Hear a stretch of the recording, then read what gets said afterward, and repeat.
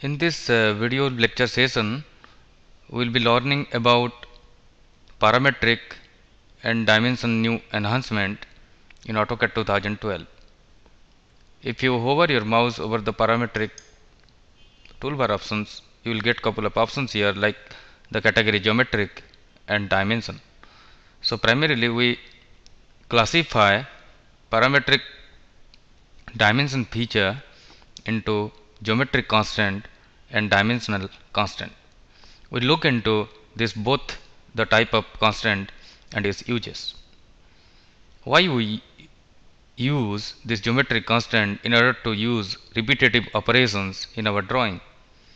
If you see this two different lines and I need to make parallelism between these two lines, you can do it by this. Throughout the drawing operations, they will be with that particular constant.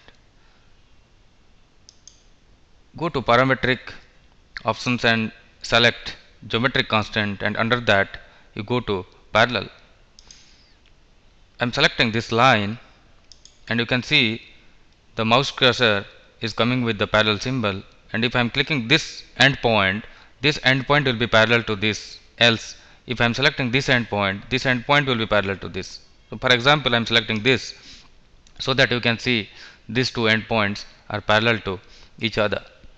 And also if you can see these lines are with the constant symbol, and if you select this particular line you can see these lines are with constant.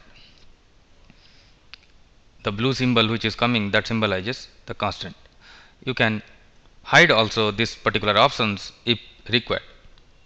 Go to parametric and you can see the different options for controlling the dimensions also.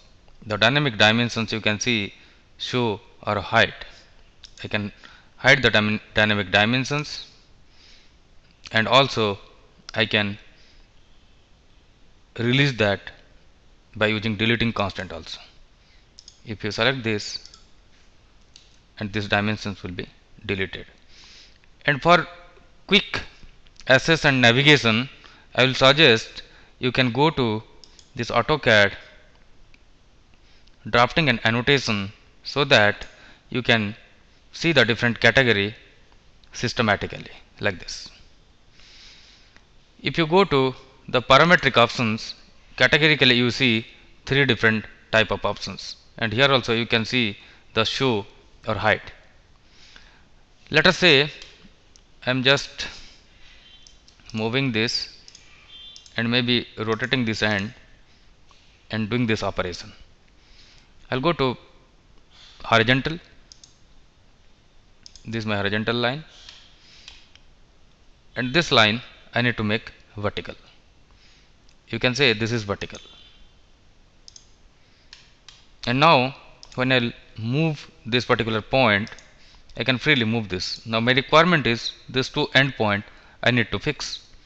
So here you can see the coincident. If you select the coincident point this to this, what happens is these two lines will be throughout the session. Whatever you do, you may stretch, but the endpoint will be there. And if you see this particular example, I need to make perpendicular between these two lines. So let us say this first line I need to make vertical. You select it, you get the vertical constant, and now in between this I need the perpendicularity. You can directly go to the perpendicular constant and select the pairs. Then if you want to coincident, you select the point and they will get coincident. So like this you can control the orientation, position and the alignment of different drawing objects. And let us see this two example. I need to make concentric this circle and this circle. So what I can do is I can directly go to the concentric and select the pairs, this and this. This will be the constant. And here you can see the hide all. So all the constant will be not shown, or you can go to show all. Like this you can do the quick controls, and also you can do the delete constant option here. You don't want, then you can do it. I will show you between these two particular line coincident and some particular feature. I am going to coincident between this endpoint and this endpoint. These 2 points are coincident. Okay. If I am moving this particular line, right click and you go to move. Whenever you move, still that point is coincident. If you move this particular line also, what happens is these 2 points are coincident throughout the session. So if you want to lock some properties, is the best idea to use parametric geometric properties for aligning and constraining your drawing objects. And let us see the basic introduction about the dimensional constant. In case of linear, you can use both horizontal and vertical dimensioning. If you select this, and I am selecting the first point of the line and second point of the line, you can see the dimension is coming here.